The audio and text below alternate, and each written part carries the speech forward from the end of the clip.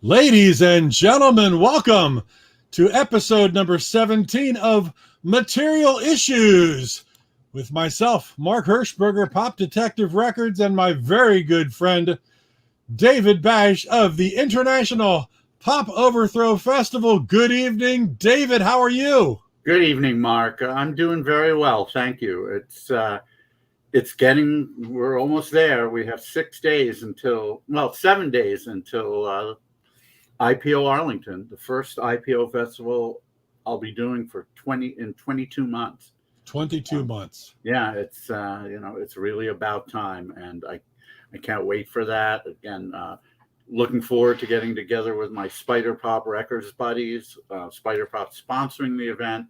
Have to thank Alan and Victor and everybody at Spider Pop for doing that. And of course, some of their artists will be playing the festival, as well as many others from Arlington and beyond. Yes, it is indeed a go, go, go. Thank you. Hey, Kurt. Kurt. Looking forward to seeing you in about a week. Excellent. So, yeah, we got some people here to begin. And, yeah, so we're looking forward to that. And what's the venue? It's called Black Box 215. Black Box 215. It's a venue that's owned by Spider Pop. They do all their rehearsals there. It's really a state-of-the-art place. And that'll be Thursday, Friday, and Saturday. Wednesday, Thursday, Friday, Saturday. Next week, Wednesday, Thursday, Friday, Saturday. IPO Arlington. Fantastic, my friend. Well, that's great news. And once again, you had a birthday last week, and we had a little live from Anaheim. It sounded like you had a great birthday celebration with Rena. And, that was fun. Very chill. That's how I wanted it. So nice stay in Laguna Beach, which is about 60 miles south of Los Angeles. We had a hotel that was very close to the water, and I went to visit my aunt, and just had a nice, lovely time. That's all. That's really all I wanted. And of course, last week we had of all time, Frank Hammersland. And that was a thrill for me with all his Pogo Pops, Poppy, his solo material. Fantastic. And we're sticking in that vein this week with a special Norwegian guest. And of course, next week we've got part 2 of Bruce Brodeen coming up. Part 1 was not enough, and we've got more Bruce all the time. So that'll be great. There's no way one episode was going to hold him with all the things that he's done in his life, all the things he's done for music. So we'll be getting back to it. I think we left off at Not Lame. So so it took a whole hour just to get to Not Lame Records, which was ridiculous. Crazy, but right? That's how much the guy's done. And after that, we got Nelson Bragg coming up on the 22nd. So Nelson. I can't straighten this out. Whatever. Everybody knows you're not straight, David. In so many ways.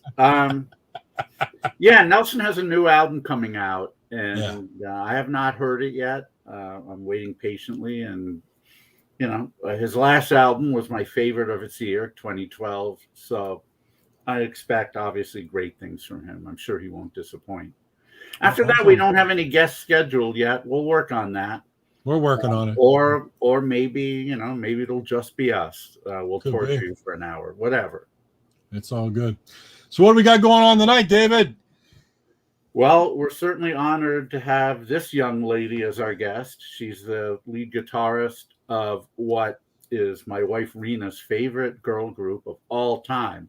And that's all time. That's not just during the IPO era. That includes everybody from the 60s and beyond. And they have a new album coming out in a little over a week. It's called Shout It Out Loud. And they're awesome. They've played IPO Liverpool a couple of times. And the fun is undeniable. And like I said, we're glad to have the lead guitarist of the band here with us today. So without further ado, let's give a huge Material Issues welcome to Miss Rocket Queen. All right. Dave's going to... Now hear me. I got one How can you not move to that? How can you not move to that? I don't know.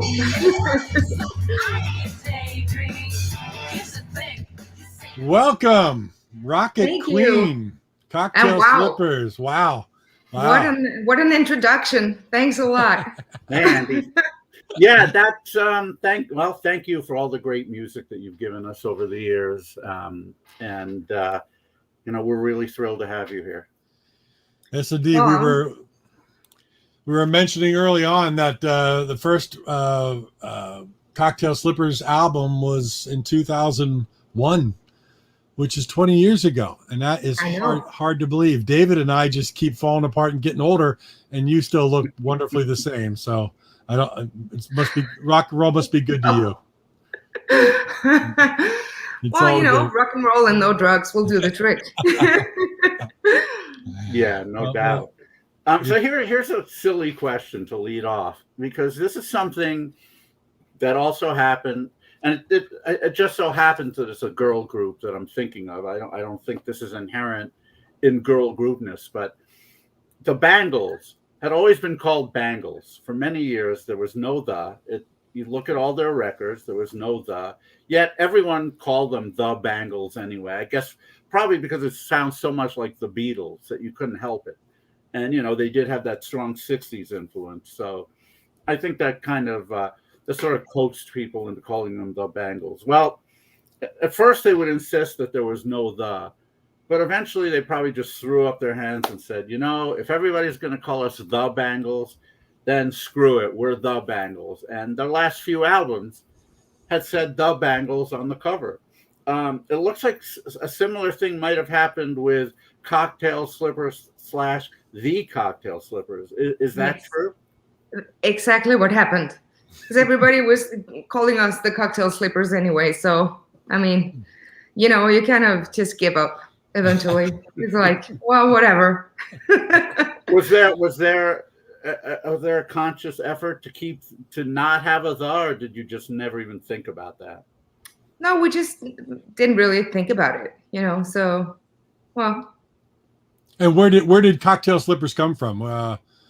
What's the origin of that name? Is there a good story behind that, or? Well, I'll try to keep it short, but that's all right. When we started the band, then we really couldn't decide what to call the band, and we were like, okay, the album is going to be released in like 4 months. Like, we really need to, figure out what the band is going to be called. And we tried and we just couldn't, find a suitable name. And at one point we went to Sugarcane's house, and I remember that she baked a cake actually, but she locked the door, and she had like this stack of old 50s and 60s magazines, and she was like, we're gonna look through these magazines and no one is leaving till we got a name for the band.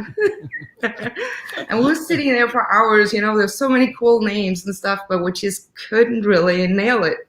And then there was this little ad saying, buy your cocktail slippers today, make every day a fest, or whatever it said, and we were like, yeah, that's stupid. Let's do that. So that's how it happened. That's it. So many people have great stories about how their names happen, like Bay City Rollers, by just pointing at a map and finding Bay City, Michigan. So yeah. It's always cool. Like, and speaking of names, I mean, your band members over the years have had some cool ones. I mean, you're Rocket Queen, and there's Modesty Blaze and Tammy Sticks and all. Did any of these names? Did Rocket Queen come from a particular place? No, I mean, it was like I didn't really know what to call myself, and then like we always do with any member of the band, it's like, okay, if you don't figure out what your name's going to be in 2 weeks, then we'll name you. So I was like, oh, okay. I like Guns N' Roses, so I was like, oh, Rocket Queen. Well, I love it because everybody's got a different moniker, and there have been people that have come and gone through the years, through Cocktail Slippers. I keep wanting to say the Cocktail. Oh no, Slippers. it's done. Thank you. I know, but now I got to think twice every time I say it, David. Thank you. But the current members, current members of Cocktail Slippers, they go by, well, we know Hope, that's the singer. Guitar, Vega. Yes. Vega, all right. The drummer is relatively new, Miss AOK. How long has she been? She's been with us for like a bit more than 2 years. Well, okay, well, yeah, that seems new, but it's not really that new. And well, bass Sugar is still playing bass. Yes. She was there earlier and then later. So great. I met a slightly different incarnation the 2 times you played in Philadelphia, which was just 2 great shows, especially our dinner down on South Street with your cheesesteaks. I will never forget that chili Philly steak. That was the most ridiculous thing ever. You probably noticed that in the States. I mean, are our portions just so much bigger than they are in Norway? Yes. And when people say steak to me, I expect to get a steak, not like, like I don't even know what that was. I think we talked about that when you got your steak sandwich, and it was like, what is this? This is not a steak. Oh, that was a lot of fun. But you've been my daughter Leah's favorite band for a very long time as well. So Leah and Rena both have great tastes. But let's rewind a little bit all the way back to 2001 with the first full length, which was Rock It. Very much like Rocket Queen. Talk to us about the songwriting for that album. Was this primarily your work, or who else was involved throughout, if you can remember all the way back to 2001? Wow. Well, yeah, 2001 I remember quite well, actually, because we were like we just started up the band with 4 members. I mean, 3 of us had been playing in another band previously, but we just started up, and we were like, we'd been rehearsing for 6 or 7 months or something, and we're like, wow, we have 10 songs, let's go record them. So it's like, but we just, I mean, we all 4 of us was writing songs and then just jamming them. And you released that first album. What label was that on? TMG. What was the label? Mind the Gap. MTG. Okay, all right. Yeah, MTG. That's right. Did you have any kind of airplay in your native land in Norway with that first album? Any kind of heat at all? I wish I could say yes, but no sorry. No. So you did it, you released it, and it was just kind of it. Did you tour it a lot? Did you play a lot of clubs and things? Although Norway's a little bit different. You don't have many cities grouped together of club, so to speak. You do travel.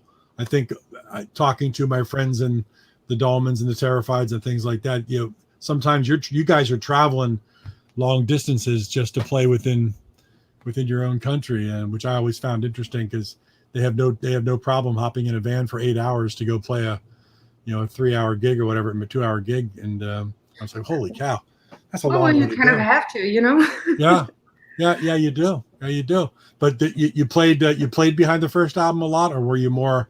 Just a lot. Yeah. And we did a lot of live shows in Norway, and actually, even though we don't have like big cities and a lot of clubs, there's a really, really big community of musicians and also of great places to play. A lot of people in Norway are really interested in live music, so it's actually a really great scene here. So yeah, and also a lot of like student clubs and stuff like that. We're playing a lot those first years. So. Right. Did you get over to Sweden a lot, since Oslo is pretty close to Stockholm, for example?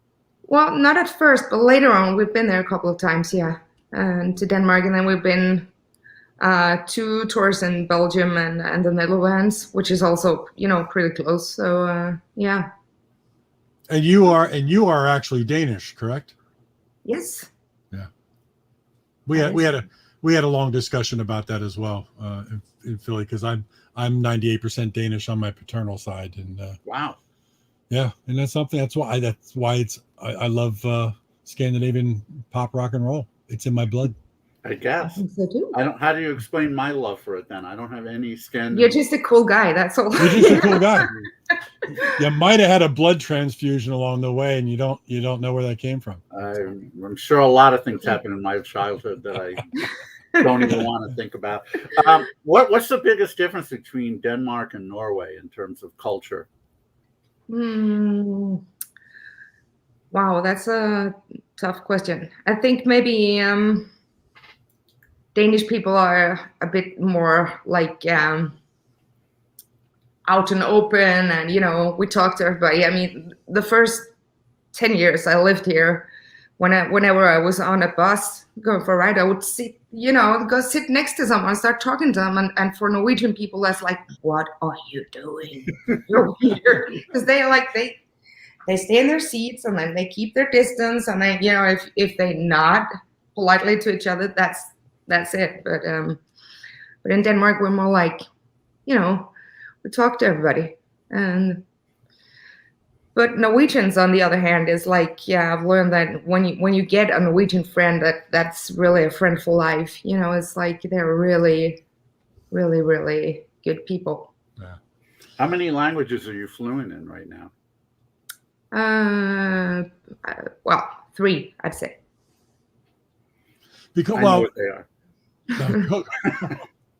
You've asked that question before. Well, I had always had this stigma in my head that if you're Norwegian, you obviously understand Swedish, because to my ear, it doesn't sound that different.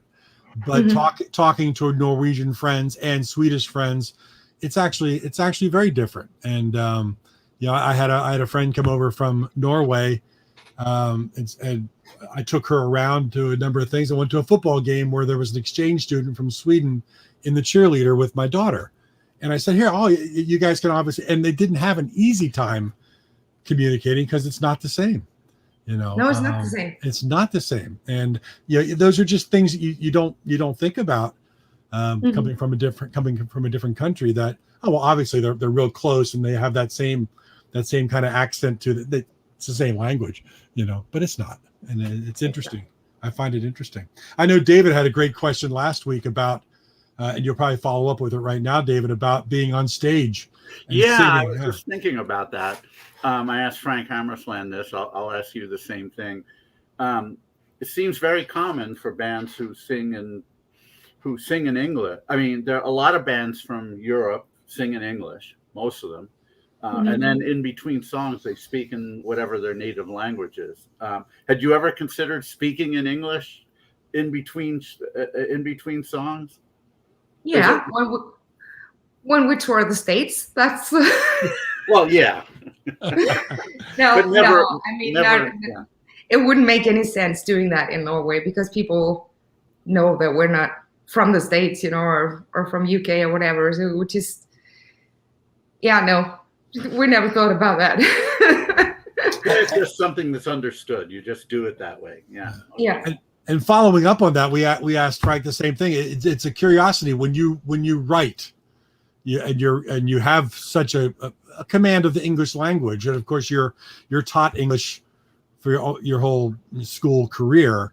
Mm-hmm. So you have a better command than David and I generally do for the most part. We'll bumble over our words, but when you sit down to write, when you get a melody in your head and you start thinking about lyrics, you're thinking in English, or does that get a little jumbled and you've got to check with somebody and say, does this even work? Does this flow as far as the sentence is concerned? No, I mean, I me personally, I think a lot in English, and always when I'm writing, it's easier for me to write in English. I've tried writing both in Norwegian and in Danish, but it's too hard for me. I don't know if it's like the language is too close, if you know what I mean. I mean, then it has to like really mean something and be more deeper or whatever. In English, it's like, oh, well, that love rhymes with, well, that works. That's like, Which amazes me, because coming from the U.S., I can understand a little bit of Spanish because you have it in school, a little bit of German, but I could not sit down and write a song in Spanish or German or anything like that. I can't imagine just how how talented you are just in the mastering the English language, then be able to turn that into lyrics that work. One of the things that's very cool is that, at least for pop songs, I think it's more important that lyrics sound good than they have deep meaning. One of my favorite lyricists actually is a gentleman named Ross, who's from Spain. When they came over to play IPO in LA in '98, he could barely speak English, but his command of the language and presenting lyrics that sounded really good was astonishing. I mean, their album Supersonic Spacewalk, I just could listen to those lyrics forever. They don't necessarily, I mean, they're just so pretty and they sound so good, and they flow really well. And maybe because he's not bogged down with needing to know how deep the meaning is, he's able to concentrate more on that. And I love it. So I tend to like a lot of lyrics from European bands because they tend to sound much better. They flow much better than US bands. So kudos. Cheers. Yeah. And let's talk about, it was a couple years process, about 3 years until album number 2 came out, Mastermind. So that process is probably just the normal process. You're playing for 3 years, you're getting more material together, and you decided let's get this down on vinyl or CD now, and put out another album. Again, writing process, the same thing. You've got a lot from your side of things, or anybody else involved, and what was the hope for album number 2? Is it just to get an album together, or were you thinking, we played a lot, we've done all this, let's hope this one really does something for us, and so to speak? Well, we were always hoping that, with every release, but I think album number 2, it was a lot like album number 1. It was like, we have 10 songs, let's go record them. It was not like we had 20 songs lying around and then we could pick the best ones. It was like, well, we're done, 10 songs, let's go record. But we had a much more, clear meaning of the sound and how we wanted to do stuff. Also because we had been playing these songs live at least for a year or two. So, and you get this really cool feedback from the audience. So you always tell, if something is working or not. So it was a little bit of a different process than the first album, but the same spirit. I was like, we got 10 songs, let's go record. Now, yeah. Did you have any more success with album number 2 as far as radio play or commercially at all, or were you kind of in the same ballpark? You're selling it live, you're pushing it, but not getting any so-called recognition for it. Well, we had I think from that album there was a couple of tracks that we used a little bit on some US commercials actually, nice. And then I think there was one or two songs on Guitar Hero as well. But we didn't really get any good airplay in Norwegian radio or anything like that. But we got some good attention. I was going to say that attention led to some attention from somebody that runs Wicked Cool, right? Is that the record he heard first? Nope. No, that was the first album actually. Oh. Really? Yeah. Well, we're talking about Little Steven. There's he's E Street Band, and Wicked Cool is his label, and super cool guy with his Sirius XM station, and he's been a big help to a lot of us in the power pop garage rock world. And tell us a little bit about how that came about. You said the first album grabbed his attention a little bit. How did Little Steven come into your life in that time? Well, funny story. Yeah, well, we I don't know how long it had been. I guess this was in 2004, I suppose, and we got a call from an American lady saying that, hello, I'm calling from Little Steven's office. I don't know if you heard about him. He's playing with Bruce Springsteen, and And we were like, yeah, sure. Yeah, sure. Who is this? Frank phone you. And she said, well, he's been playing one of your songs like on repeat on his radio station. He really loves Rock and Roll Babe, and he's putting together a festival. And he was wondering if you guys would come over and play. And we were like, what is this? And then we just asked, well, who else is playing? Yeah, well, we haven't landed everybody yet, but so far we got Iggy and the Stooges, the New York Dolls, we got Dictators, the Fustels, the Fleshtones. We were like, yeah. So and that was actually the first time we met Steven too, when we went over there to play that. That was at Randall's Island in 2004. Right. So, now, was that the first time the band had traveled to the States, obviously, right? Yeah. Right. Okay. All right. And played the festival, and Steven was digging what you did, and how did that lead into what would be album number 3 was St. Valentine's Day Massacre, which he's got right there in his hands. Mm-hmm. Thank you, Vanna Bash. Mr. Magic. Yeah. Well, it's an interesting story, because you're going from, well, we got 10 songs, let's record out album number 2. And then all of a sudden, there's a big jump between album number 2 and what became St. Valentine's Day Massacre, with a couple of little Steven songs written on it, and a lot. I mean, wicked cool, and a lot of things going on there. That's a pretty healthy step. Yeah, a lot of things happened, since 2004. Then I'm not really sure if it was like the year after or 2 years after that he started Wicked Cool Records, but he was, interested in signing us, and we already had like a commitment to MTG Records, so he had a good dialogue with them, and then we managed to sign up with him, and we went over to, just to meet up. I think we did a couple of shows too or something, and then we met up with him. We were just talking, and then played some demos for him. And then he said, you know what? Actually, I have this song that might fit you. And then he played that St. Valentine's Day song to us, and we were like, yes.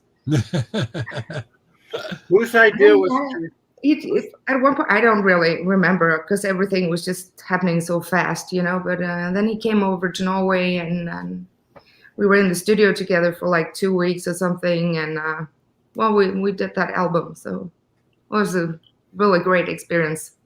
Whose idea was it to record Don't Ever Leave Me? Because that is one of my favorite girl songs ever. It's a great song. Well, that was Steven's idea. Oh, wow. Okay. So he had pretty good input on this album, not only 2 songs, but with some covers that you did for the album, according to just like David had mentioned. What was that like, being kind of guided down the road for album number 3 by somebody of Steven's stature? I mean, he's pretty big in the business, I you would say. Pretty big, yeah. Well, to be honest, it was like it was a little bit. We were a little bit conflicted about it, because he's so talented, and then we were like, well, we're not gonna do any cover songs. Are you crazy? We write our own stuff, But we had such a great way of working together in the studio, and he never really changed our songs. He just like added little things, like told us, well, how about if you do this or you do that, and then when you work with people that are so talented and has the experience that he has from studio working, it was just like, well, I mean, we were really, really happy about the result of that album anyway. So it was fantastic working with him. Oh yeah, the whole album is well done. It's the song choices, the production. It was just a big step up and really well done, and you could tell his influence. Another thing I wanted to ask you, as far as just the entirety of your career, as far as your stage presence and the outfits that sometimes there were there, and sometimes they weren't. And now I'm looking at the the pre-shots for the new album coming up, and we get this whole purple thing going on there, and everybody's got their style. Was that something that Stephen was kind of leading you towards, or was this always a Cocktail Slippers thought that we should kind of have this? I don't know what's the word for it. It's kind of a glam. I don't know, sparkle. Is the sparkle? Yeah, good well, word? you can say that now. No, it was always a part of the band to have this visual thing as well. And I mean, we've done so many crazy things. You have no idea. We had like one tour, like mini tour in Belgium. We were calling ourselves the Housewives from Hell. And we were dressed in like aprons, and we always did our hair like halfway up with the rolls, and then the lipstick all over the place, and looked totally crazy, And then a couple of years after, we were tennis players, tennis outfits. We would take the tennis stuff with us and throw tennis balls at the audience, and stretch in between songs and doing stuff like that. So we even had like artificial grass that we would roll out on the stage. We always did stuff like that. But it's all part of the show. I mean, your whole naval thing with the hats and whatnot. Yeah. It's all part of the show. It's great. I just didn't know whether that was from day one always an idea that we're gonna tie this whole thing together with all of us and put it out there. And as I said, people will see they gotta go out and get the new CD because the colors pop. Yeah. What are they wearing now? And which leads me to another question. It seems like women, whether it be a group or solo, there's so much more emphasis on how they look than there is for males. And I know that's something that females have had to kind of battle. Like, we want you to take me seriously as a songwriter or seriously as a rock band. When you guys were, when you started and throughout the first few years, did the male bands take you seriously? Did they try to belittle you in any way, or did they kind of welcome you into the fold? How was that? Well, I mean, I don't think that any male band or males in general ever like hated us or anything like that, but that's actually one of the songs on the album, on the upcoming album, is about all of these comments we've gotten up through the years. It's like, I mean, classic for me would be like, wow, you're really good at playing guitar for a girl. Yeah. Well, are you talking about? I'm like, I'm actually pretty good playing guitar, period. But the thing is, they don't mean it in a bad way. And we always like get a lot of advice. Like, you should turn, if you turn your amplifier a bit more, like this, and then you will have this sound. Like, I'm like, well, I like the way it sounds. And do you ever tell Happy Tom and Turbo Negro to turn his bass up or down? I don't think so, Right. But they really mean well, it's never been like, oh, they can't play because they're girls. Mm-hmm. It's just... Oh, good. It's just uncommon, and you kind of... Yeah, I don't know. It was just, at least in the beginning, it was like, what are they doing?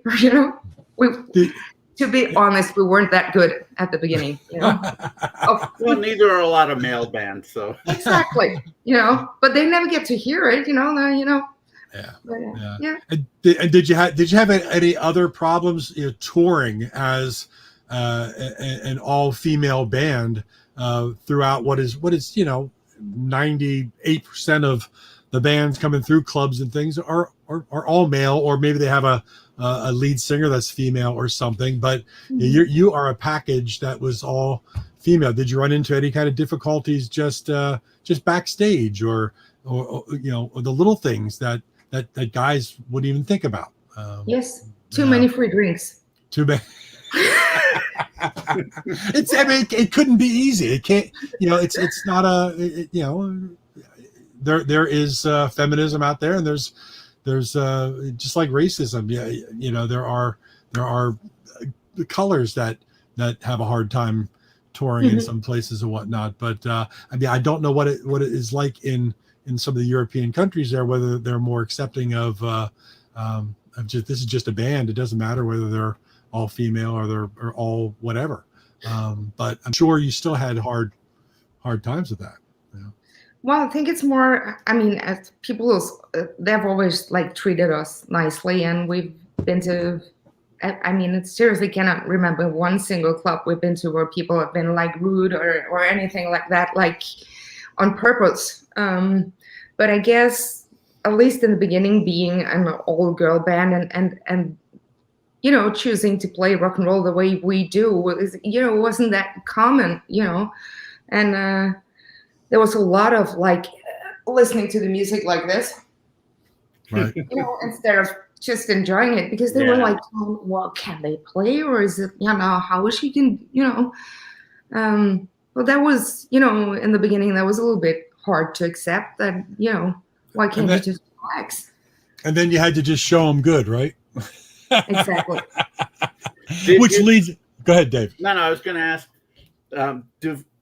how is the groupie scene? You don't have to give us any specific examples, but did you have a lot of male groupies or female groupies for that matter, anywhere near what the male bands get, or is it just not a dynamic that because I know a lot of males just wouldn't do that, you know, even if they wanted to get together with a female band member, they wouldn't even know how maybe to approach that.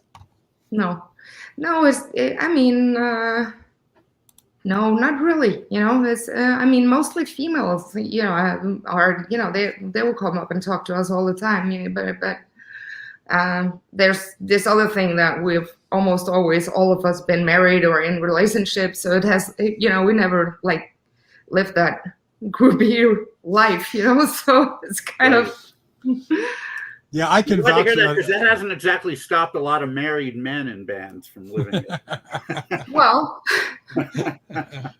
I could get nowhere with Piper in Philadelphia. I had such a crush on Piper, but you know, she was such a sweetheart. Yeah, she is. She was a sweetheart, and I wish her well. She's got one or two children now, I think. Yeah.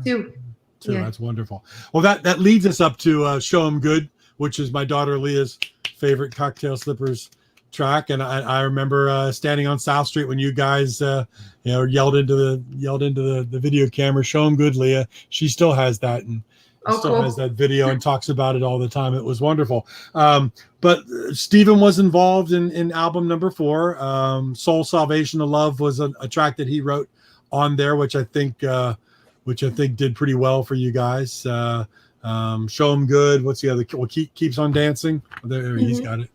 And there's some great videos out on YouTube where you guys are playing some pretty large venues with that song "Keeps on Dancing." Tell us a little bit about that album. A little more recognition in your home country, or was it more outside of Norway that people started knowing more of the Cocktail Slippers? No, we got a lot of attention on that album actually in Norway as well, but it's always been more in the States, and you know, in Spain, UK, Germany, strangely enough, but yeah, we had a lot of gigs after releasing that album, and but that was also, I mean, we started working with songs in a different way after working on album number 3 with Stephen. We were more like focused on making things better. You know, we learned a lot from the process, working with him,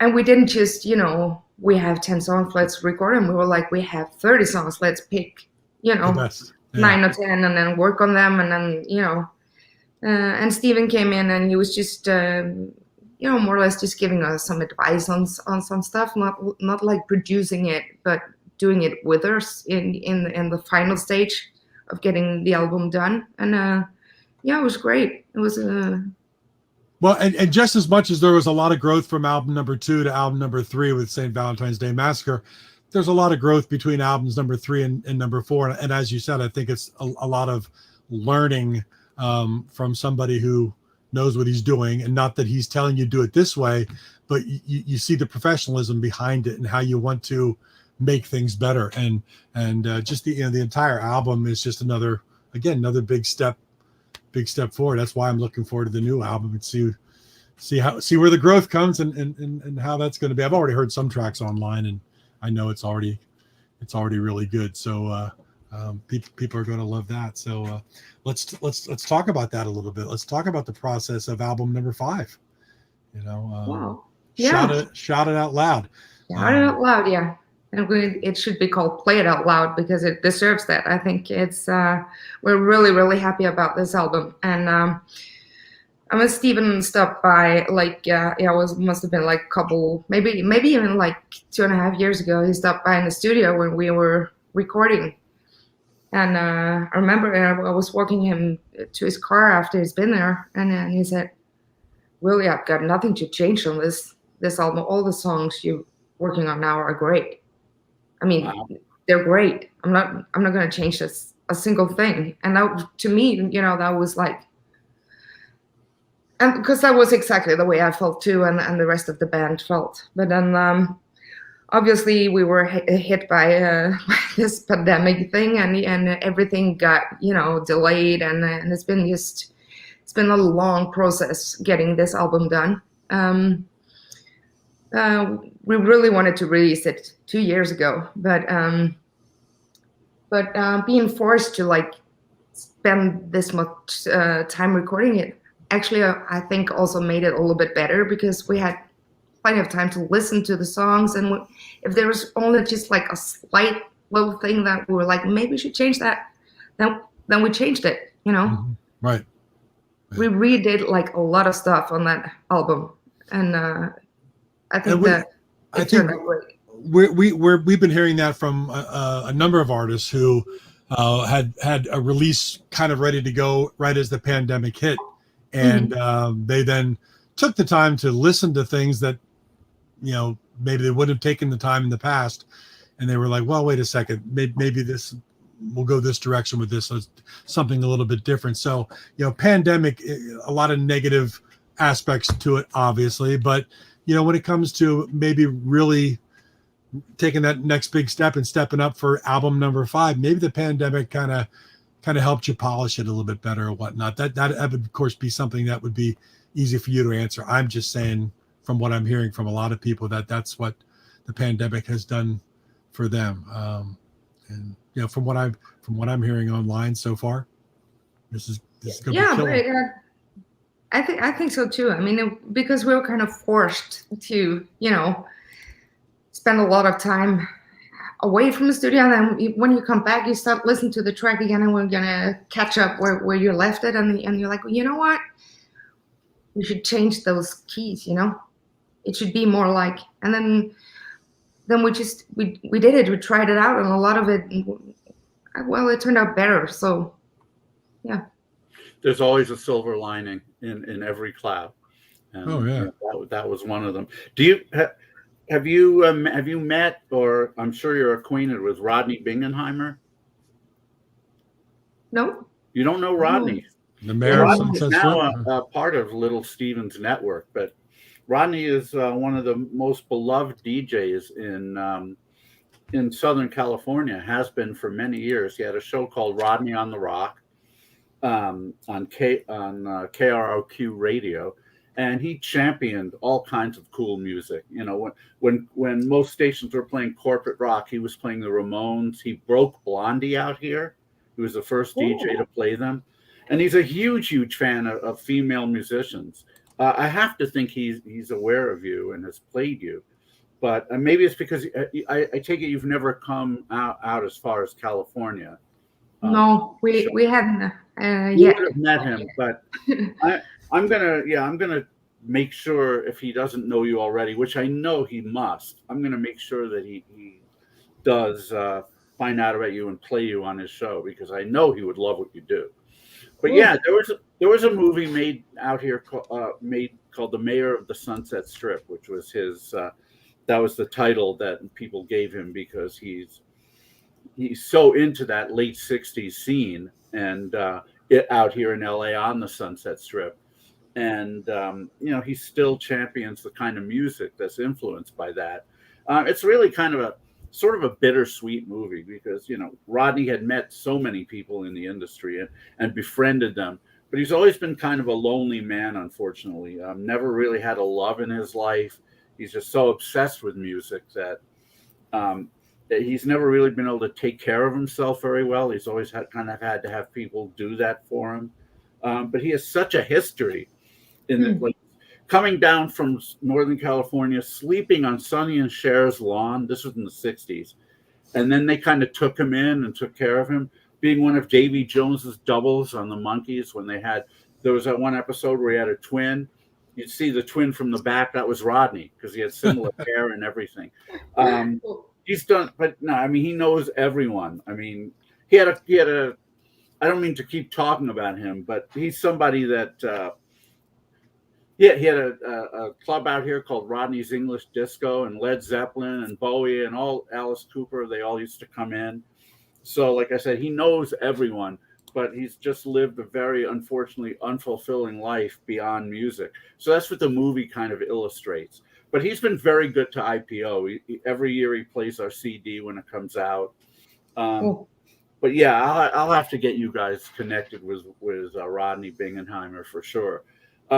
Next question I wanted to ask you was, what was it like coming, and thank you again very much for doing it twice, coming out to Liverpool to play at the Cavern? Did you take in the whole Liverpool Beatles experience when you were there? A lot of bands go on the tour, and the Beatles were from Liverpool. You've been to Matthew Street. That's really all you need to do, though, because Matthew Street has so much there that's Beatles. Mark knows he's done a few times. Did it feel really special playing in the Cavern? Yeah.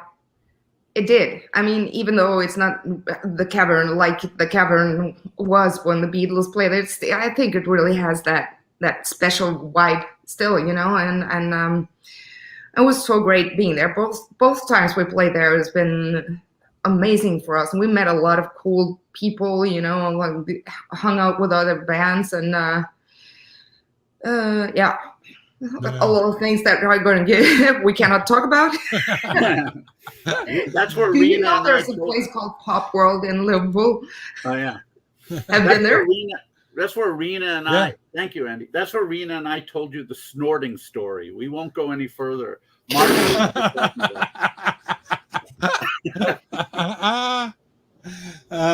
Vivian. Oh my God! Yeah. I doubt she's watching right now. So well, whatever. You're a Beatles influenced person. What are some of your other influences as far as you growing up? What really turned Stine on musically that made you pick up a guitar and really do what you do? Well, when I grew up, all my friends were listening to, Pet Shop Boys and I don't know what everything was called, like Modern Talking and stuff like that. But I grew up with parents that played music, like they really, really loved Led Zeppelin, the Beatles, the Stones, and I just always felt that was more my kind of music, So. Always tried playing stuff. Blondie must have been a big one for you, right? Blondie must have been a big influence, huh? Yeah, but I didn't grow up with Blondie. That was something that I found out myself later. That Blondie and the Ramones, Dead Kennedys. All of this old punk stuff from the 70s to me is like some of the most cool stuff. What age did you pick up the guitar? Well, I started playing drums actually when I was 7, I think. So, but guitar, I think I was 9, and then just kind of. Wow. Now, were you trained lesson wise, or were you self taught for the most part? Not one single lesson, and I still don't know half the chords, what the name is, and stuff like that. Well, again, a lot of people we've talked to, David, it's like, obviously you've got some training and things, and some of the best people we've talked to, taught myself what I know, and I don't know half of what I think I know, and it works out for the best that way. As long as you know all that you need to know. Yeah. Yeah. Well, I can always be better, and learn. Sure. But I mean, I don't think that I depend on knowing if it's an A or a B chord. I just, well, it sounds good here. I'll play that one. Now, would you say the new album in your thinking is kind of a tougher sound in many songs? A little bit, it rocks a little harder. I'm just thinking about your guitar sound of what I've heard so far.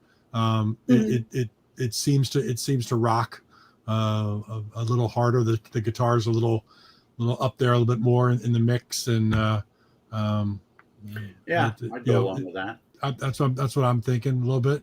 Like we were really aiming to make an album that sounds a bit more like what we sound like when we play live, and that's I think we kind of nailed it. I think. Yeah, I'd agree. Whose idea was it to do this song? Oh, I gotta play this one. Hopefully it'll play.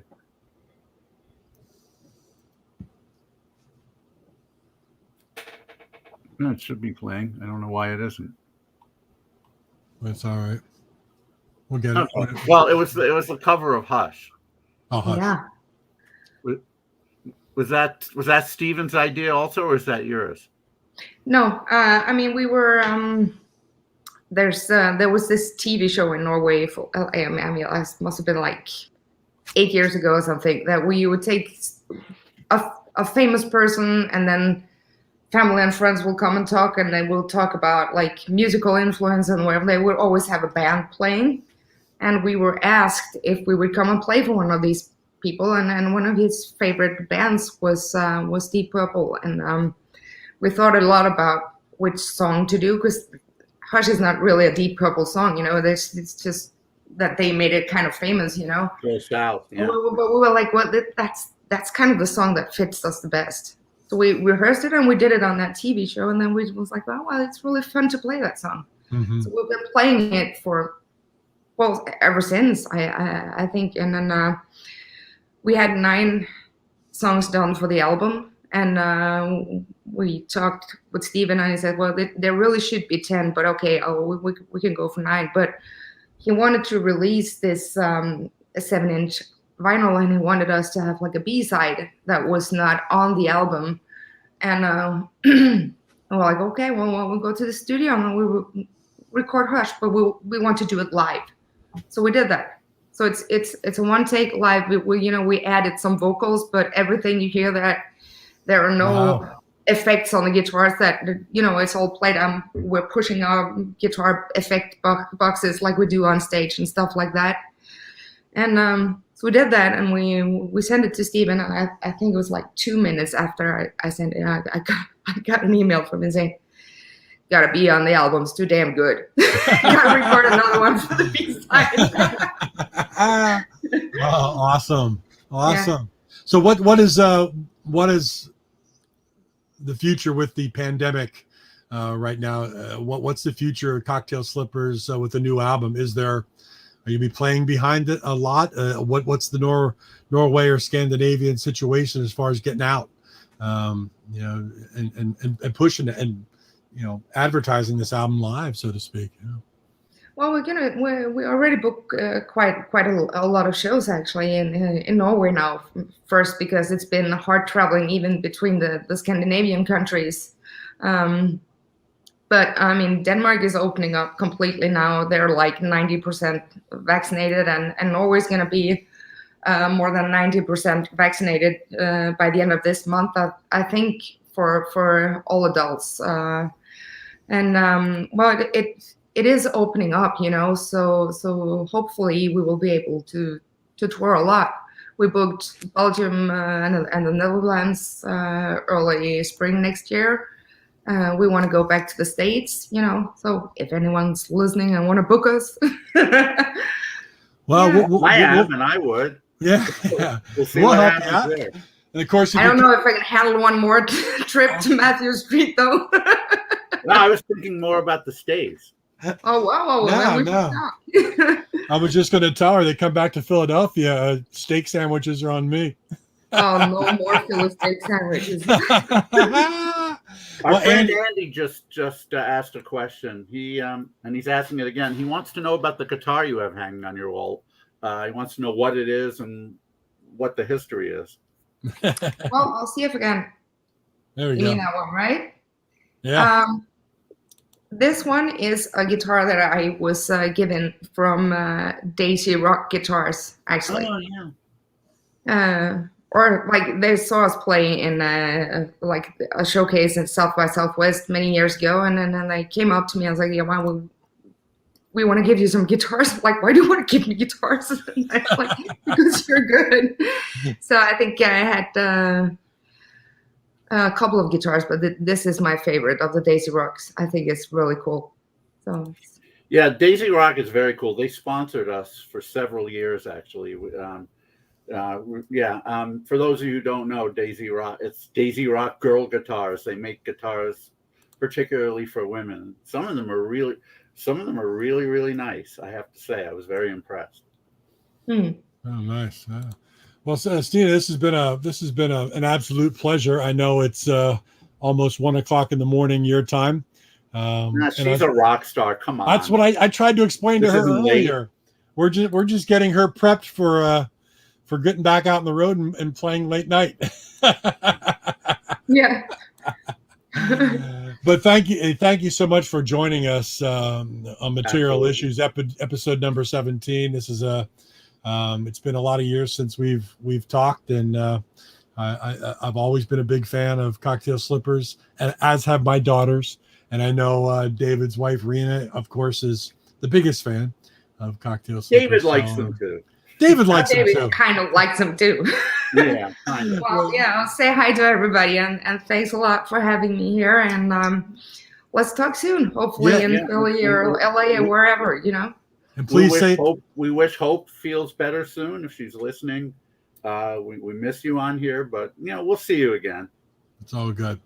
Well, you have a great night. Stay happy, stay healthy, stay grateful. Looking forward to the brand new album, Shout It Out Loud, coming out next Friday, September 17th. You can check it out, Amazon, Bandcamp, Spotify, all the normal places that you find music. Go check it out. Even in some record stores. Even in record stores. Wicked Cool is really good distribution. So I always see their stuff in stores around here. CocktailSlippers.com. That'll tell you all information about the band and where to get their product. Support them. Great friends, great band.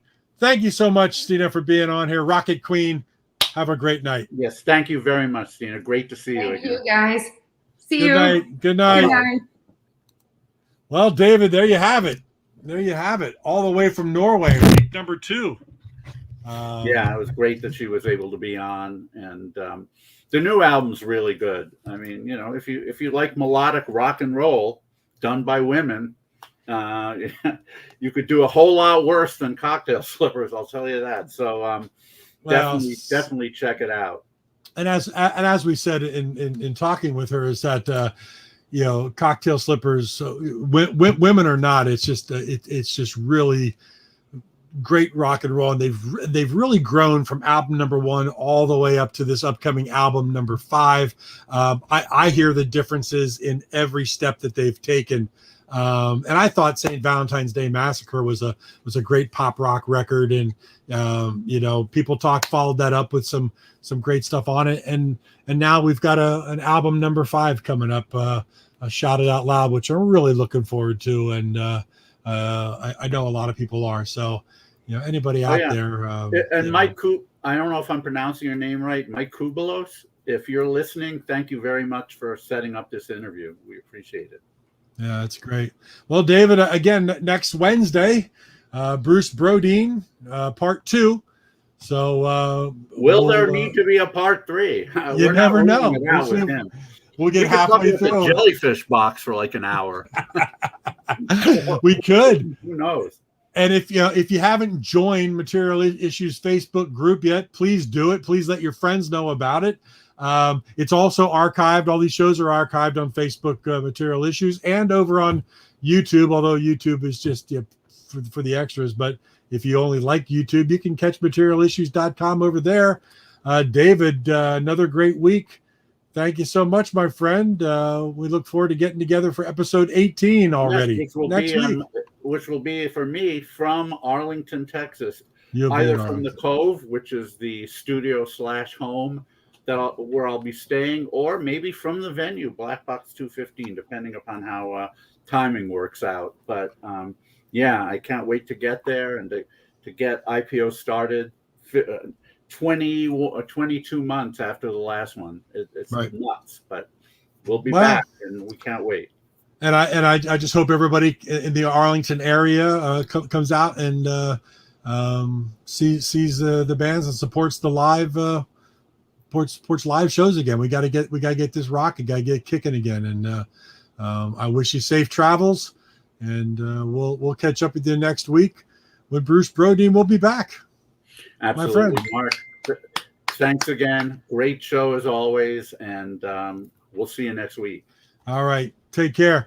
As the Material Issues, Mark Hershberger, David Bash saying good night.